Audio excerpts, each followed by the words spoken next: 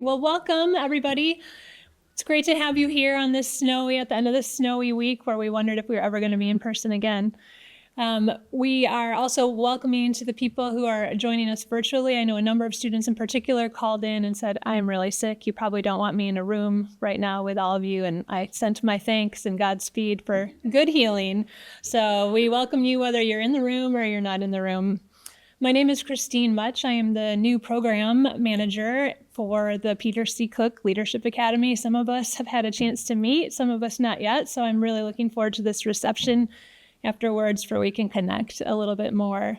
For those of you in the room and online who are not aware of the Peter C. Cook Leadership Academy, this is a group of some of the best and brightest that Grand Valley has to offer, a really diverse group of students in terms of their passions, expertise, field of study, but uniting around their desire to be better leaders and influencers, to become more effective and ethical leaders in their field of study and their sphere of influence. And so it's exciting always to join together and then to think about what's happening as you leave here today.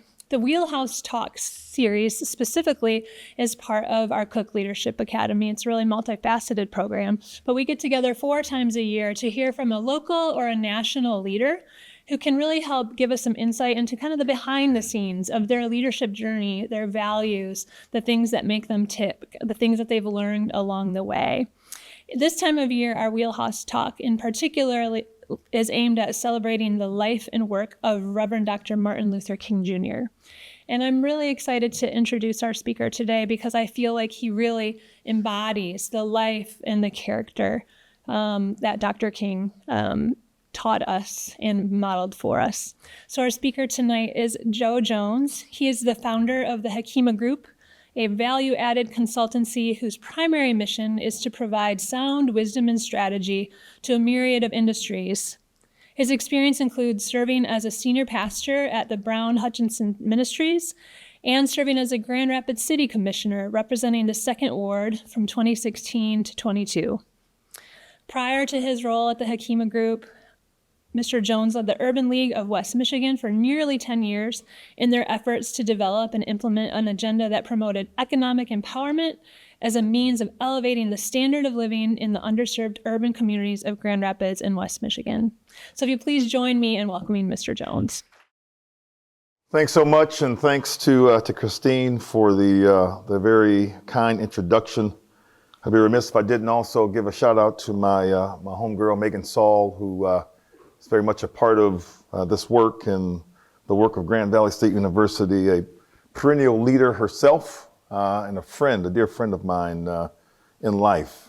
It is indeed, again, a pleasure and a privilege to be before you on this afternoon. And I will tell you that there's something to be said about Dr. King in that for my own life, I am very fortunate that I've had a lifelong connection to Dr. King. I say that because I grew up in Detroit, and my high school was MLK Junior High School. And so I can remember, believe it or not, in grade school, I can remember reciting the I Have a Dream speech in the gymnasium amongst the student population at my elementary school.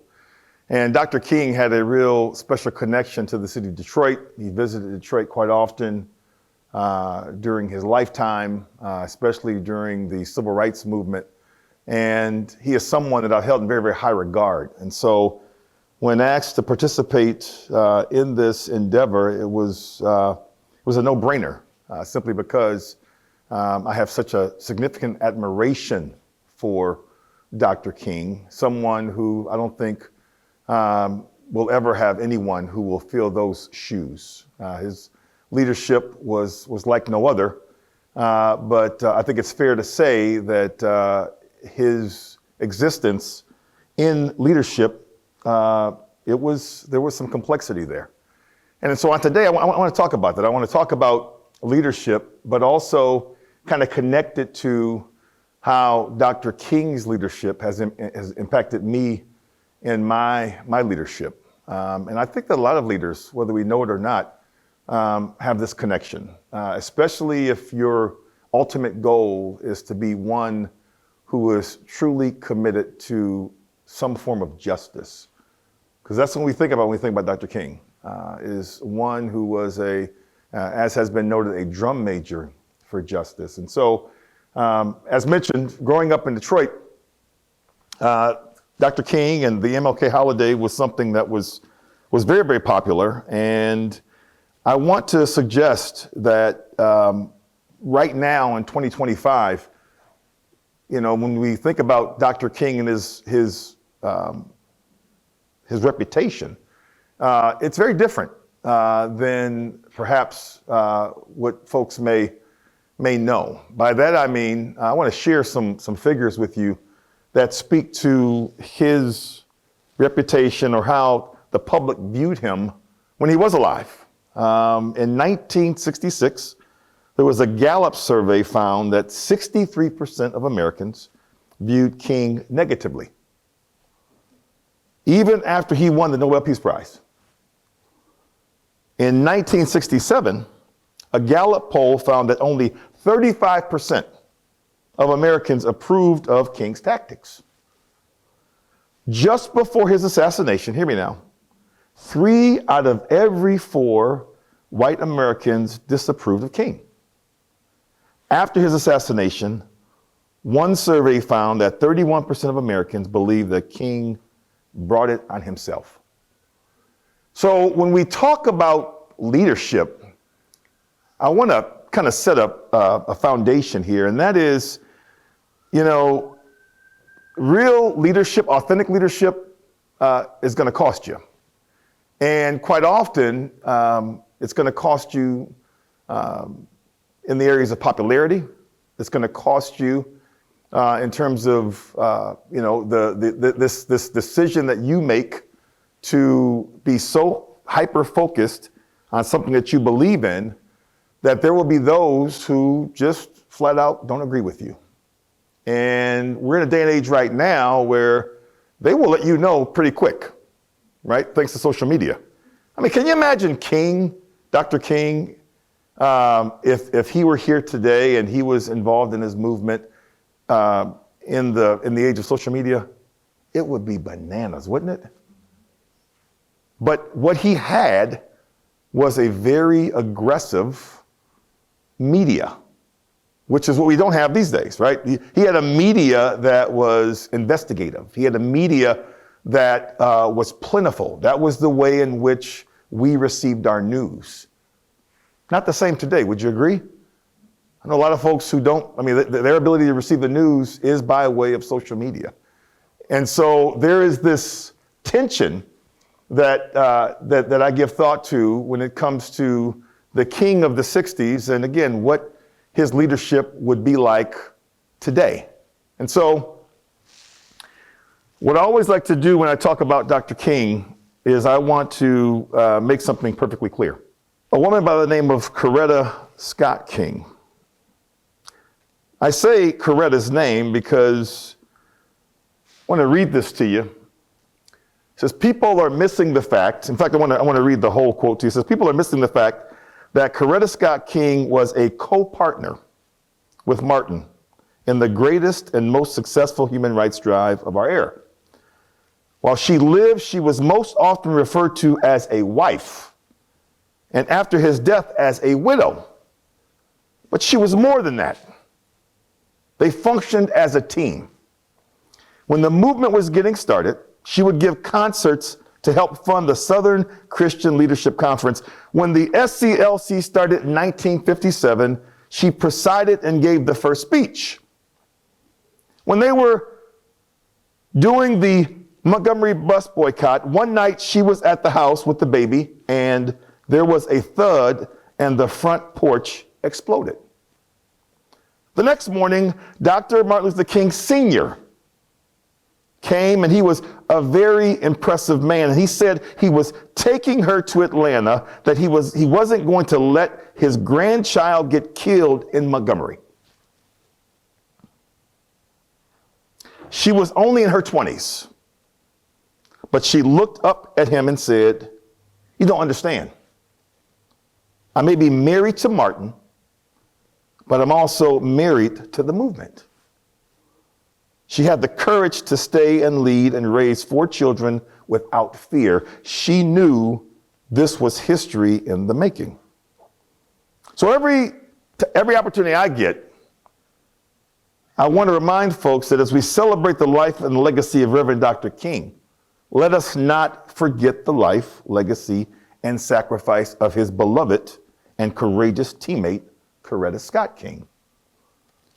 So lesson number 1, my leadership in the 616 has been shaped by me having beside me a courageous teammate, and that's my beloved, Jesse. So when we talk about this idea of leadership, I want to suggest that leadership's never easy, but I want to suggest it's made easier when you have a courageous teammate like Dr. King.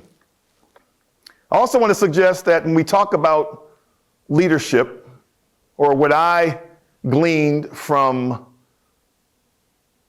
my studying of Dr. King, is the critical need for leaders, authentic leaders, to be willing to take a stand. How many of you have been involved perhaps in movements and efforts where it wasn't the most popular? Perhaps your stance wasn't the most popular, but you took it because you believed in it. Dr. King said, and we've seen this before, says the ultimate measure of a man is not where he stands in moments of comfort and convenience, but where he stands in times of challenge and controversy. Challenge and controversy. If we're honest with ourselves, we like to be in settings where everyone is getting along, where folks are agreeing with you. We're not running to challenges. We're not running to controversy.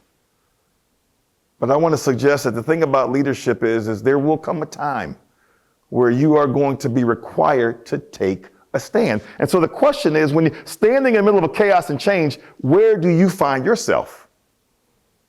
And if you haven't found yourself in that place as of yet, my suggestion is simple, and that is to keep living. Because there will come a time when you will find yourself in that space and you have to make a decision of where you're going to stand. Because ultimately, leadership is about trying to make things better. Trying to make things better. And when you read and you learn more and more about Dr. King, my goodness, I think his middle name was Chaos. Are you kidding me? I mean, he was always in the thick of it, in the middle of it. And I'm reminded from my own journey in leadership that quite often in that chaos, in those times of challenge and controversy, can I just tell you something? It's lonely.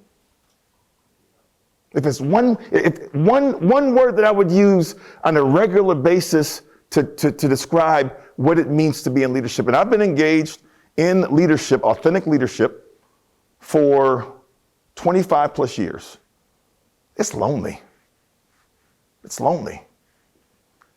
And our human nature is to want to be in relationship with others, not to operate in a place of solitude all the time. But leadership will drive you to a place to where you realize you are by yourself. I can't imagine, again, and you must understand I've been studying Dr. King for a very good chunk of my life. And as I've read his story, and I'll share with you 3 of my favorite books that were written about Dr. King,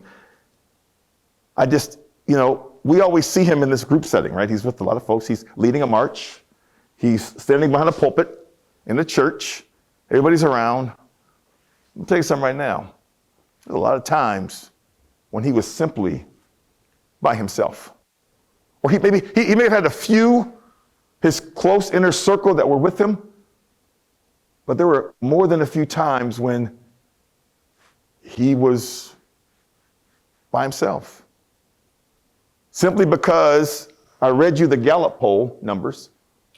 What do you do when so many folks throughout the country look at you and say, you're not who I thought you were? And it's based on that thing that you believe. To go from a place of significant popularity to go to a place of, man, no one really believes in me. And again, there's a lot of writing that has taken place about King and how he was, he spent a lot of time in doubt, really doubting his movement or the movement, doubting his decision making. Again, I myself, again, I can't imagine that type of pressure.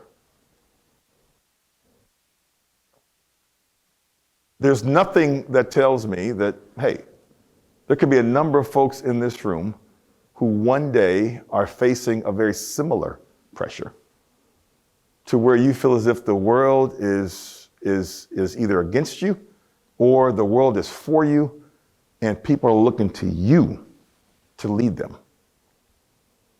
I mean, just think about that for a second. I mean, I think for some of us, it could be seen as rather attractive to, hey, like that folks want to follow me, right? But I mean, that's, I can't help but to think of the proverbial one, Uncle Ben from Spider-Man, who says, with great power comes great responsibility, right? There's something to be said about the weight of leadership. And so Dr. King was all about, he would say these words, but how often do you come across folks who actually are walking the talk, right? And I see that as a major, major element of what it means to be an authentic leader. Because we got a lot of folks, they sound good, right? The sound bite is correct, it's crisp. But are they literally walking the talk? He was a man who, again, if there was ever a leadership class taught, I would think that King should be at the forefront as individuals who we should emulate in terms of leadership. So I want to suggest that, or by the way, he makes this statement, and that was preached in a sermon in August of 1958. Can I tell you this? A month later, now again, look at what he says, right? Comfort, convenience, challenge, and controversy, right? That was August of 58. A month later, on September 20, 1958, Izola Ware Curry, a 42-year-old mentally disturbed woman, stabbed MLK Jr. while he's signing copies of his book, Stride Toward Freedom, at Blumstein's department store in Harlem, New York. You all see that arrow? That's the pin sticking out of his chest, right? Or the knife. So Curry, this woman, approached King with a 7-inch steel letter opener and drove the blade into the upper left side of his chest.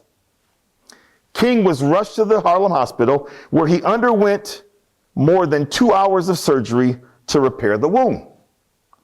Doctors operating on the 29-year-old civil rights leader said, had Dr. King sneezed or coughed, the weapon would have penetrated the aorta. He was just a sneeze away from death. Can I tell you, he knew a little something about challenge and chaos. For my own personal journey, when I read this quote in particular, I can't help but to think back a couple of years ago. As was mentioned in my bio, I served as a city commissioner here in Grand Rapids. And it was May 30th, 2020. And we had, what had happened already was the death of George Floyd in Minneapolis. And on May 30th, 2020, we had riots here in downtown Grand Rapids. I happened to witness that evening along with my very dear friend, Mayor Rosalind Bliss. It just so happened that the mayor and I were the only colleagues in downtown Grand Rapids on that evening. I had been earlier, there was a peaceful protest that was taking place at Rosa Parks Circle that turned into a pretty significant march to the police station. And I kind of followed along because I was actually asked by those who were organizing the march if I would come and pray before the march. I said, absolutely, I'll come. So I went to Rosa Parks Circle in preparation to pray. And I get there and all of a sudden people are leaving. Now I get there early enough, Christine, to where people are they're marching out. I'm like, okay, did I get the time wrong? And I was there like 20 minutes prior to. They were making their way to the police station. So I went and made my way to the police station, and I stood there for 2 hours and watched as the crowd was growing. And all of a sudden, the police station was surrounded, but it was all peaceful. And so I left. I get a call about an hour later, and they say, and someone said, Commish, you might want to come back down. I said, what's up? They said, well, it's kind of taking a turn. I said, what do you mean? They said, well, there was the effort, folks are trying to get into the police department. They're trying to pull up the overhead door in the back. And I think they had chained the doors of the police station on Monroe Center. And so I said, wow. I called our city manager, Mark Washington. I said, hey, I'm coming back down. I'm coming to where you are. Where you at? He's like, no, you're not. I said, why? He says, I'm in the police station. I said, okay. He says, but if you're coming down, reach out to the mayor. She was talking about coming back down as well. So I called the mayor. I said, you mind if I come down and hang with you? She said, sure. She was at City Hall. So we sat there and we watched on television as things began. But then we took a walk onto the streets of downtown Grand Rapids. And we saw everything that was occurring. And we had cars that were pulling us over. It was the strangest thing because, mind you, there's the mayor who's about this tall, right? It's me, and it was another colleague of ours, and we were walking down the street, and we all had masks on. It was COVID, and people were literally, I kid you not, driving by. They slow down, they look out, and they say, Mayor Bliss, is that you? Right? Pull over. They would get out, and they would talk to her. And they would share their frustrations. And they would give commentary as to why things were happening that evening. And I want to tell you, that was something that stuck with me, and still sticks with me to this day in my life, to this very day, because we saw the destruction, we saw the anger, the frustration, all that stuff. We saw it, heard it. I'll never forget just to walk down the street and you hear glass breaking, right? You hear, things being destroyed. And it was an opportunity for me as a commissioner to sit, to try to prevent. And we had a couple of incidents where we tried to prevent some things. But it was very, very eye-opening because I was present during the chaos, standing right in the middle of it. The other example that I have is while serving on the commission, the date was April the 4th, 2022. It was the beginning of spring break here in our beloved community. I was on my way down to ATL to see my youngest daughter, and I get a call. We get a text because the city manager will always reach out by text to the commission, let them know of any updates. and I was told that there was an officer-involved shooting on the southeast side of Grand Rapids. No other details, just that. And they were still trying to gather details. Get another text a little bit later, and I was told that the officer-involved shooting was now a homicide, that the individual was dead. And my heart just dropped. Just dropped. Because we had now joined the national fraternity that no city in America wants to be a part of, where there was an officer-involved shooting that led to someone dying, in particular, a black man. And that one there, again, what ensued thereafter? Chaos,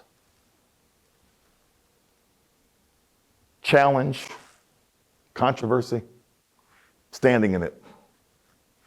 Nothing easy about it. I did not know Patrick Leoya personally, but it didn't matter because Patrick was my brother in every sense of the word. So there was tension there. There was tension. And that's very much a part of what comes with the role of serving in leadership. My job as a city commissioner was to, first and foremost, do that which was best for the city and its citizens, not just for the ward in which I represent.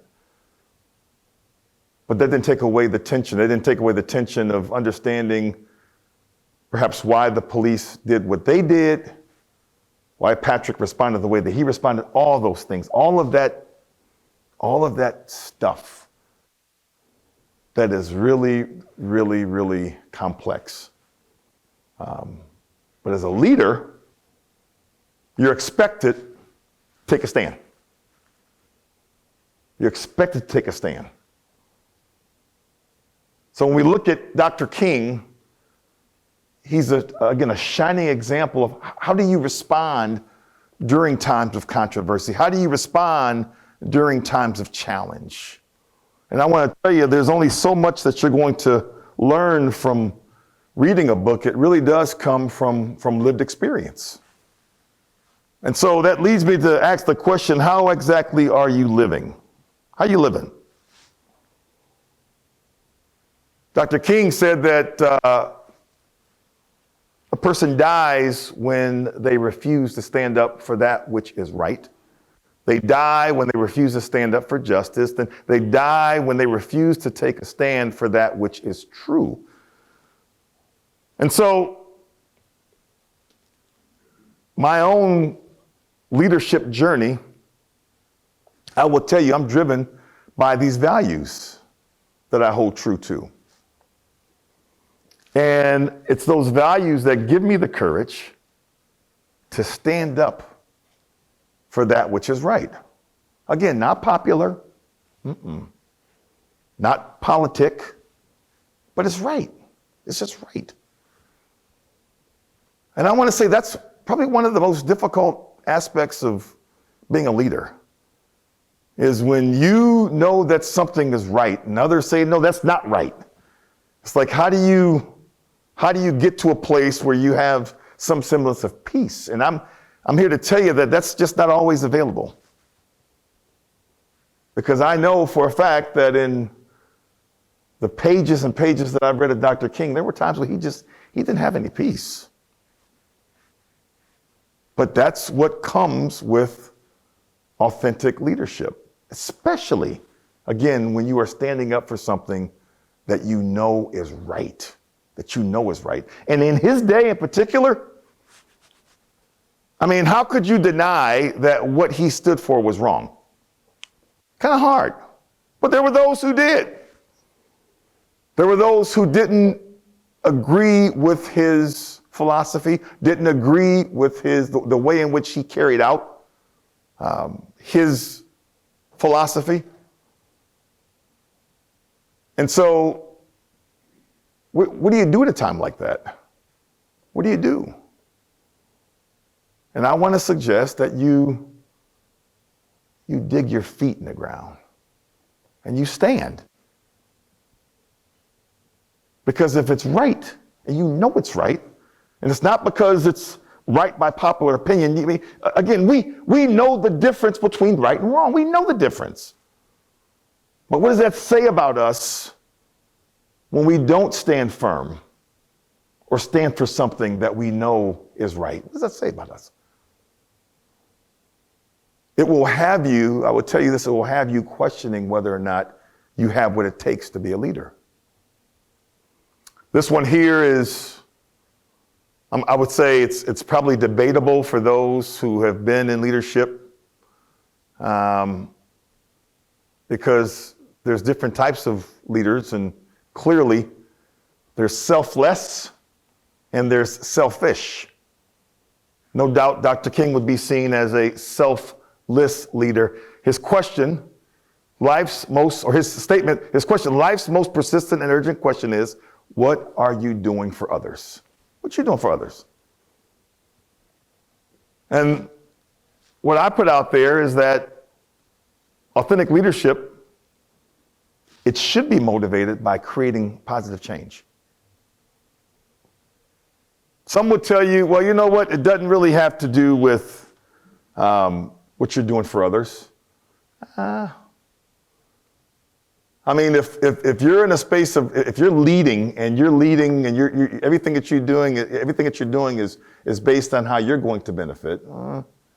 I want to suggest there should be some questioning there about whether or not that's real leadership.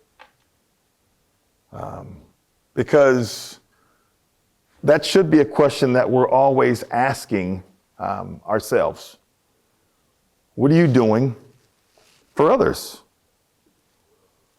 Our convictions, the emotional commitment we feel to something bigger than ourselves, right? That should be the thing that moves and inspires us, right?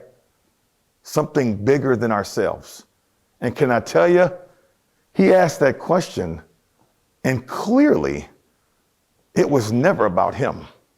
Would you agree? It was never about King.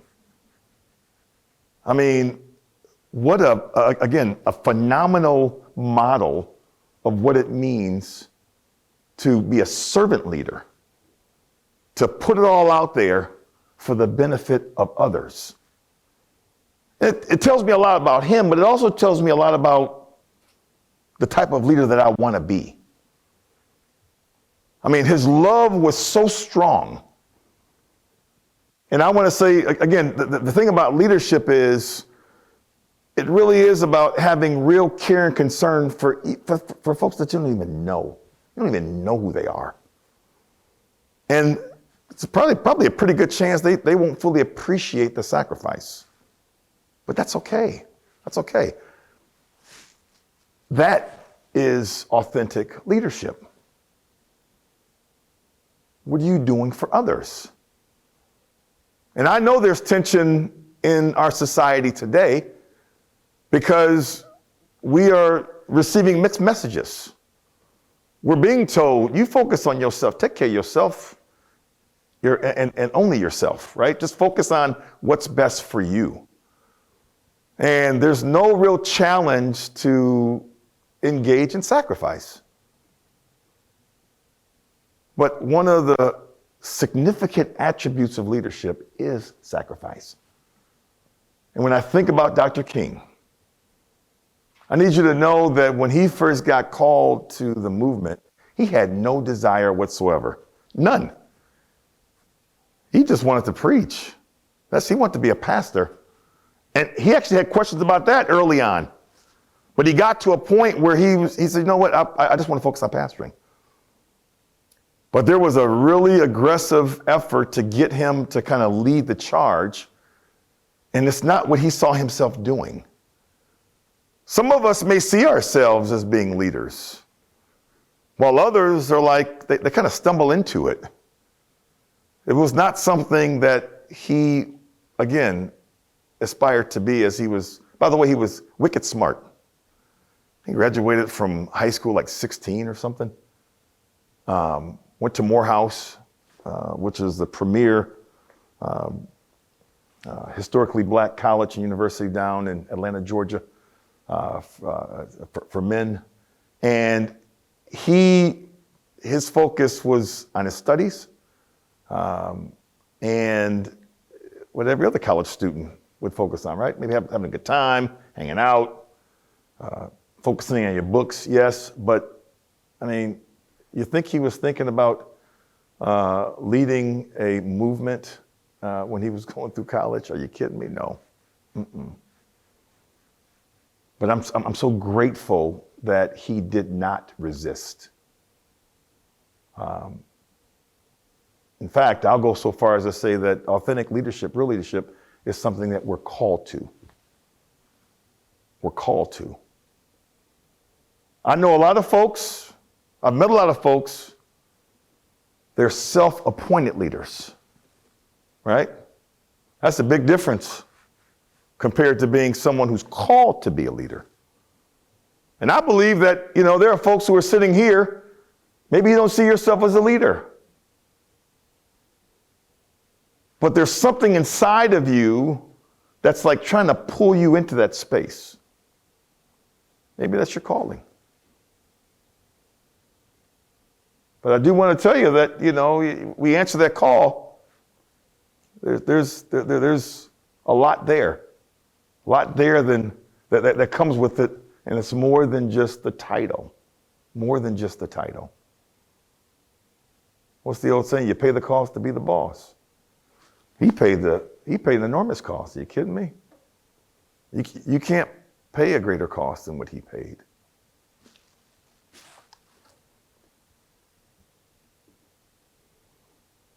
He actually said these words in 1957 in Montgomery, Alabama. Dr. King was someone who was not afraid to roll up his sleeves. And I want to suggest that effective leaders prioritize the needs of their team, their company, and their community over their own egos. Would you agree that fits him? What he did? Yeah. They take a people-first approach and have a genuine desire to help others grow and succeed, recognizing that the success of the whole relies on everyone doing their part. Now, I'm going to take a break here and talk about my Detroit Lions, because that's what I think about when I think about what it means to be a team, to be a leader. Dan Campbell, the coach of the Detroit Lions, had them playing and understanding if everyone does their part, we'll have success. And there's something to be said about that philosophy, because sometimes perhaps the attraction is to try to do multiple parts.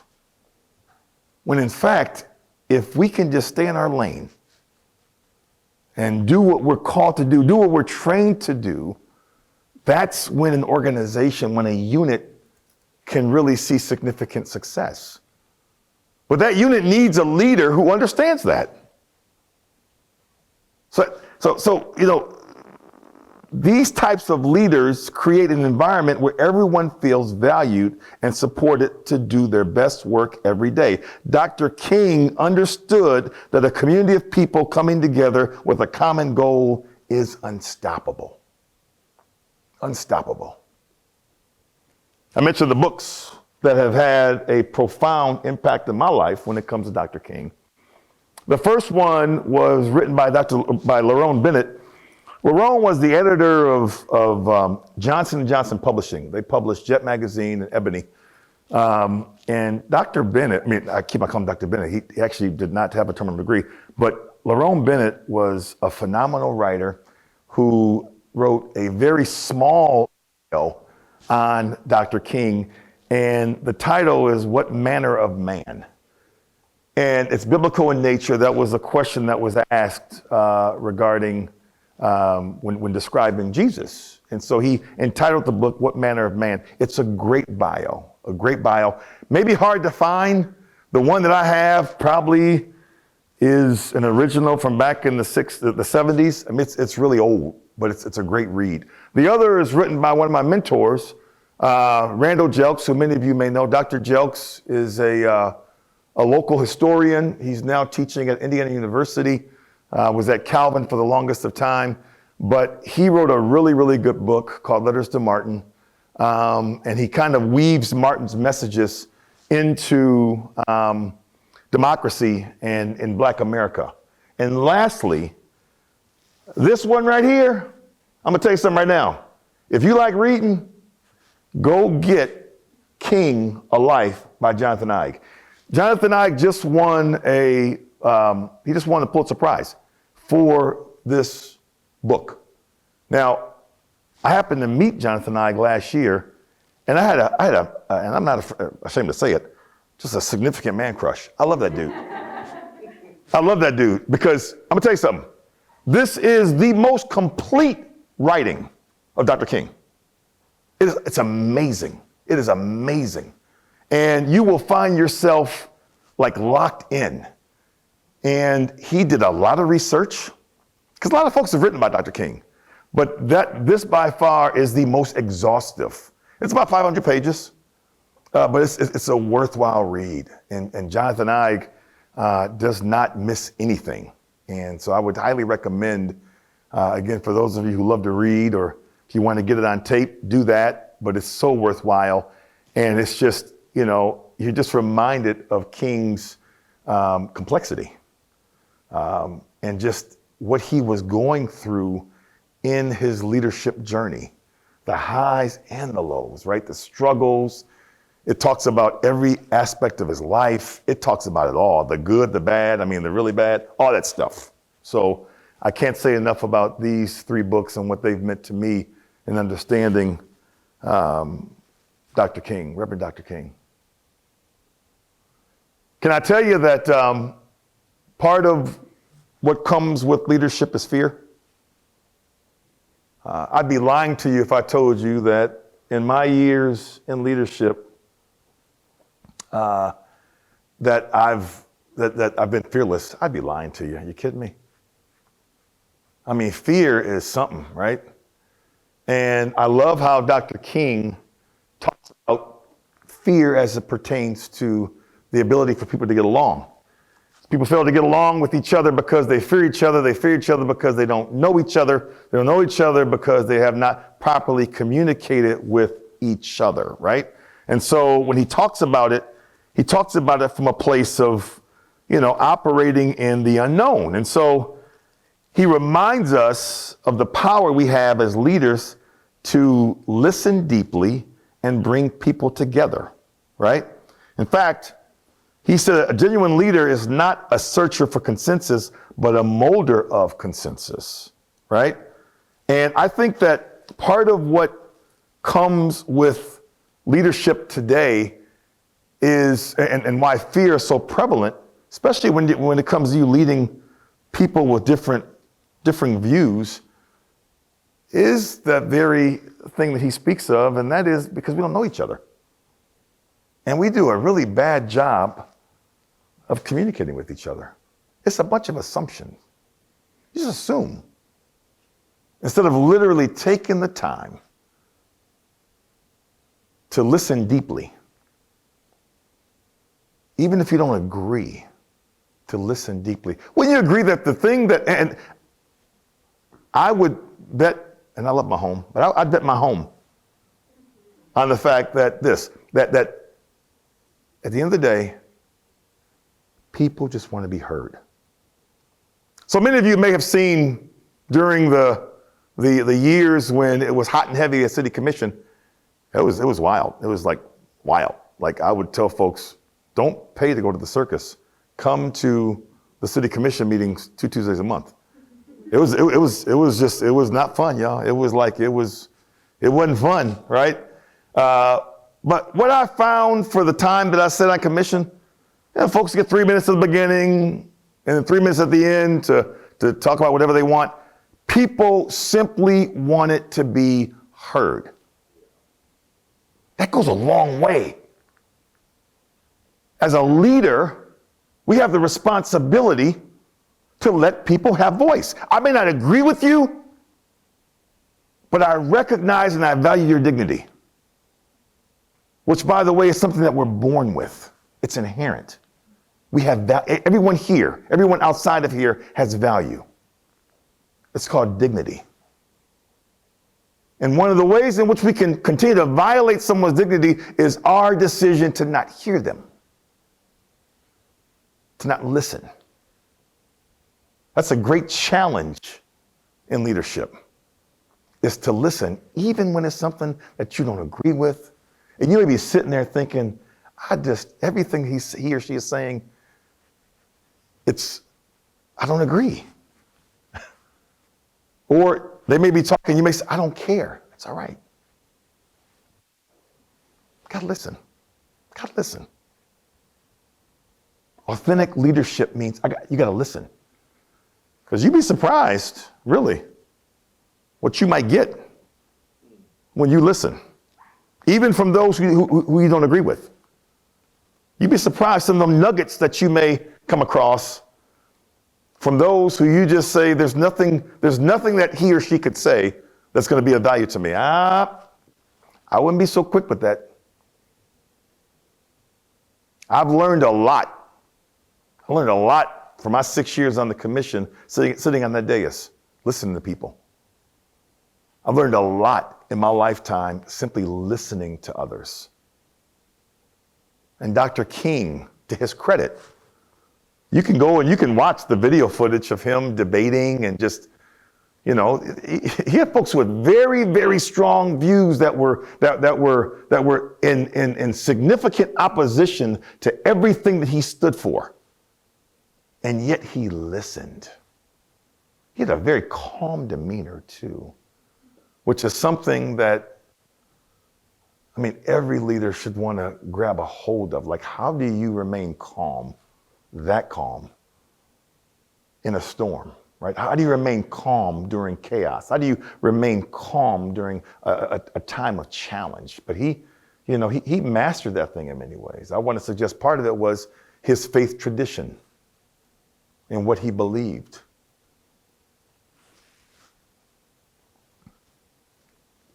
I want to close with this. But before I do that, I want to go back. It was Nelson Mandela who said, I learned that courage was not the absence of fear, but the triumph over it. The brave man is not he who does not feel afraid, but he who conquers that fear. Mahatma Gandhi said, the enemy is fear. We think it is hate, but it is really fear. And so I want to say first that we should not seek to eliminate fear altogether, my brothers and sisters. We could not survive without some fear. There's a constructive use of fear. Fear is the elemental alarm system of the human organism. In modern life, fear helps us through. Although there is some fear that is necessary, there is some fear that is ruinous and destructive. As a leader, my problem is not to get rid of fear altogether, but to harness it, to master it, to harness it, to master it. Can I tell you, we're living in a political climate right now in which people are operating with a lot of fear. Can I tell you, I've got my mother day job is I pastor church. And I got to tell you, there are a lot of folks who were not looking forward to the calendar year changing from 24 to 25. They were operating in just real concern, real fear, and I get it. I understand. But my challenge back was, how do you harness that? How do you master it? Right? It's a natural emotion. How do I master that thing in such a way to where I don't let it control me? Can you imagine if Dr. King allowed fear to master him? And the reason I read those two quotes is because a point that I want to make before I'm done is this. I need everyone here to understand the power of one. Power of one. So here's Dr. King down in Atlanta, Georgia, and Montgomery, Alabama. And he's influenced by this guy on the other side of the world in Asia, in India. Little dude, about this big, named Gandhi, and his philosophy around nonviolence. One man, Gandhi, impacted another man, King, who impacted another man, Mandela, they changed the world. I don't get caught up in the hype of you need a significant amount of people to make change. I don't believe that.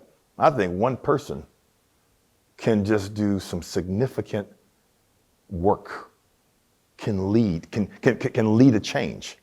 But you think about that. King, who had nothing in common with Gandhi, but he was influenced by Gandhi. Gandhi was handling his business on behalf of his folks in India. He wasn't thinking about what was going on in America. So just think about that for a second. One person, the impact, the power of one. But all three of them are examples of leaders who did not succumb to fear. They mastered it. That's a significant part of what it means to be a leader. We got to master it. So this is why I lead. This is why I take leadership so seriously. This is what inspires me to lead, is the opportunity to be a part of helping to create a beloved community here in the 616. Dr. King said, because he used the term quite often, the beloved community. He says, our goal is to create a beloved community, and this will require what? Qualitative change in our souls, as well as a quantitative change in our lives. He had this vision. I've got a vision. I love my city. I think I've proven that. I love my city. I want the best for my city. I'm so in love with my city that as much as I want to see change throughout the entire country, throughout the entire world, I want that change to start right here. Can you feel me? I want this little 616, second largest city in the state of Michigan. I want us to be the model of what a beloved community looks like. That's why I'm engaged in leadership. Because I want to take the philosophy of Dr. King and others and apply it here, much like Dr. King took the philosophy of Mahatma Gandhi and applied it here, to see if we could create something that doesn't currently exist. And I love that challenge, because it's the ultimate challenge. Because Dr. King, his beloved community exhibits agape love, which, as the love of God operating in the human heart, seeks to preserve and create community. This love does not accept injustice or evil as acceptable. Rather, it loves by way of justice, which ensures equity and access, participation, and flourishing for everyone. That's what I want for the 616. How do we build a society where everyone belongs? That was the vision MLK had when he called for a beloved community. It's about creating this sense of belonging. I want to say an authentic leader has the ability and succeeds at creating a sense of belonging within their organization, where everyone feels as if they belong. Everyone, regardless of zip code, regardless of gender, regardless of sexual orientation, regardless of socioeconomic status, religious affiliation, doesn't matter. You feel like you belong. That's authentic leadership. That's King. That's my challenge for everyone here on this afternoon, is to realize that, yep, it's hard. There's complexity there. I always, one of the major tenets of leadership for me is I invite people to sit with me in the tension. It's good to sit in tension, y'all. I didn't say all the time, but it's good to sit in tension. You gotta feel uncomfortable. You gotta feel that feeling that is sometimes hard to describe, but it's something that you have to experience. So often we're going to run from that. And I'm saying, no, come. That's what he did. He always invited folks to sit in attention. Sit in attention. That's what real leaders do. That's what authentic leaders do. Thank you. First off, I just want to say thank you so much for coming out. That was a really great, inspiring speech. You mentioned a few books specifically about Dr. King. Do you have any other recommended books about leadership or just any other areas of interest that you would really recommend, especially for students to get into and educate themselves? Absolutely. I can get that list over to Christina. You just opened up a Pandora's box. Shame on you. Shame on you. I have a long list. If you don't believe me, ask anyone who knows me. They will tell you that Joe Jones loves books and he loves recommending books. So absolutely, yes, I do. Yes, I do. I will get that to Christina. Deal? Yep. Any others? The quality of your extemporaneous presentation was breathtaking. Thank you. What do you do if you're trying to emulate Dr. King and all the qualities that you have given us? If you're standing physically in a street and people who haven't been heard and have been downtrodden and angry are letting that come out in a manner that is violent. Mm-hmm. What do you do? I will tell you my experience, because I experienced that very thing. That was exhibited at city commission meetings. That was exhibited here in the community in Grand Rapids. During the time of George Floyd, during the time of the death of Patrick Lyoya. And that's part of what I mean when I say we sit in attention. I took it. The fact that people felt the need to want to get things off of their chest. They wanted to, and then obviously didn't always want to do it in a way that was dignified. But they wanted to share their frustration. And I literally sat there, or I stood there, and I took it. Because part of what my experience has been is you have to feel quite often what others feel. Again, I use King as an example. The amount of folks who showed up, who were in direct opposition to him, who were threatening his life, who were threatening the life of his children, who, again, I feel much better now in 2025 than in terms of being protected than I would have felt, I think, back in the 60s. And yet, here was a man who on a regular heard from people who just thought he was the devil incarnate, right? I think that my experience has been that for those who were very, during my time on the commission in particular, those who were very boisterous and who shared their feelings, my goal was eventually to get to them and have a conversation that would be considered civil. But my daddy, God rest his soul, he had wonderful advice that he applied to everything from the birds and the bees to pretty much everything else in life. And that was, son, there's a time and a place for everything. So what I knew to be true was when they were going off on me and calling me all kinds of names, that was not the time nor the place to approach them and say, hey, let's talk. It was instead, okay, I need to keep in mind where I'm at, who's talking, who can I connect with to be able to go and have a conversation to hear from them. Because quite often, and again, we're seeing it now, we're living in a time where there's a lot of emotion, and I understand that. I get it. And I think, again, a lot of it, the root of a lot of it is if all I've been doing is screaming and trying to get your attention and you're not paying any attention to me, I wouldn't expect you to all of a sudden just sit silently and be open to a conversation. You're going to want to you're going to want to let it all out. And I get it. I get it. But that's part of what comes with leadership, is sitting in that tension. And it's not comfortable. I mean, you got to understand something. Real talk, if I can be very, very transparent. What's your name?